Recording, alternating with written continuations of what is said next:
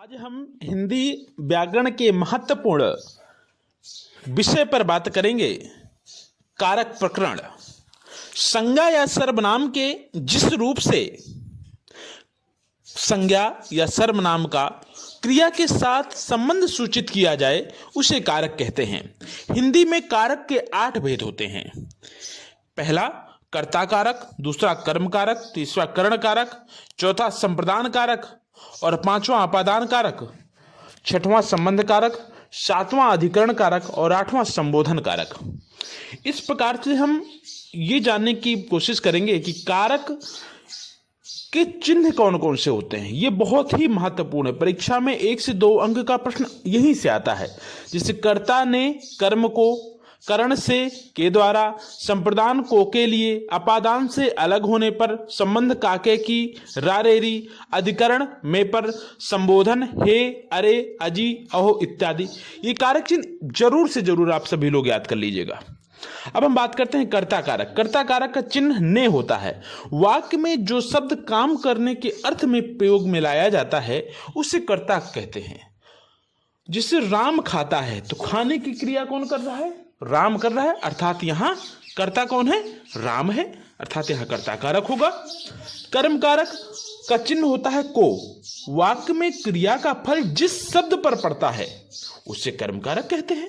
क्रिया का फल जिस शब्द पर पड़ता है, जैसे उदाहरण के तौर पे हमने कहा पिता ने पुत्र को बुलाया। को बुलाया अर्थात यहां पर बुलाने की जो क्रिया हो रही है वो पुत्र को हो रही है, अर्थात यहां पे कर्म कारक होगा। संप्रदान कारक, इसका चिन्ह होता है को के लिए।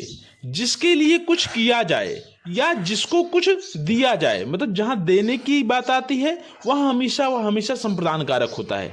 इसका बोध कराने वाले शब्द के रूप में संप्रदान कारक का प्रयोग करते हैं। जिससे मोहन सोहन को कुछ रुपए देता है, अशोक ने भाई को फल दिया इत्यादि संप्रदान कारक के उदाहरण है।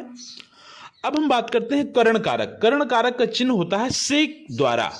वाक्य में जिस शब्द से क्रिया के संबंध का बोध हो उसे करण कारक कहते हैं। जैसे साधकतम करणम, अर्थात जो कार्य को करने का साधकतम हो उसे हम करण कारक कहते हैं। जैसे मैं कलम से चिट्ठी लिखता हूं या मैं कुल्हाड़ी से पेड़ काटता हूं, मतलब साधकतम क्या है यहां पर? कुल्हाड़ी। और मैं कलम से चिट्ठी लिखता हूं अर्थात कलम यहां पे साधकतम है।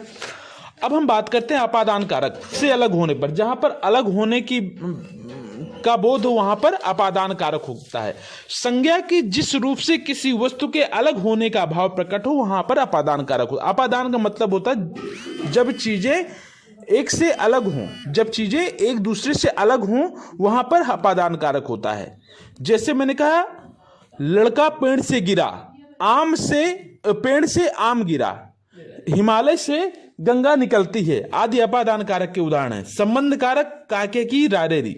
संज्ञा सर्वनाम के जिस रूप से किसी अन्य शब्द के साथ संबंध या भाव या लगाव प्रकट किया जाए वहां पर संबंध कारक होता है। जैसे मैंने कहा वह मेरी कार है, वह मेरी कार है, वह राम की किताब है। यहां पर संबंध दिखाने का काम किया जाता है, अर्थात वहां संबंध कारक होगा।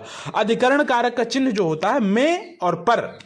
क्रिया या आधार को सूचित करने वाली संज्ञा या सर्वनाम के स्वरूप को अधिकरण कारक कहते हैं। आधारो अधिकरणम, जहां पर आधार प्रदान करने की बात की जाए वहां पर अधिकरण कारक होता है। जिसे मैंने कहा मेज पर किताब रखी है, मेज पर किताब रखी है। मोहन कमरे में है, अर्थात यह में और पर दोनों अधिकरण कारक को उद्बोधित करने का काम कर रहे हैं। संबोधन कारक हे, अरे, अजी, अहो। संज्ञा के जिस रूप से किसी को पुकारने या संकेत करने का भाव प्रकट हो वहां संबोधन कारक होता है। संबोधने चाहे प्रथमा, अगर संस्कृत में बात करें तो इसमें प्रथमा विभक्ति होती है, लेकिन हिंदी में बात करें तो अष्टमी विभक्ति में इसका प्रयोग होता है। अरे सोहन इधर ना जाओ, हे भगवान मेरी रक्षा कीजिए, अर्थात यहां पर संबोधन चिन्ह का प्रयोग किया गया है, इसलिए यहां पे संबोधन कारक होगा। इस प्रकार से हमने जाना कि हिंदी व्याकरण में कारक के 8 प्रकार हैं जो कि बहुत ही महत्वपूर्ण है। इनका प्रयोग विभिन्न अध्यायों में किया गया है, अर्थात इनकी कारक चिन्हों को जरूर से जरूर आप सभी लोग याद कर लीजिएगा। बहुत बहुत धन्यवाद। आज हम हिंदी व्याकरण के महत्वपूर्ण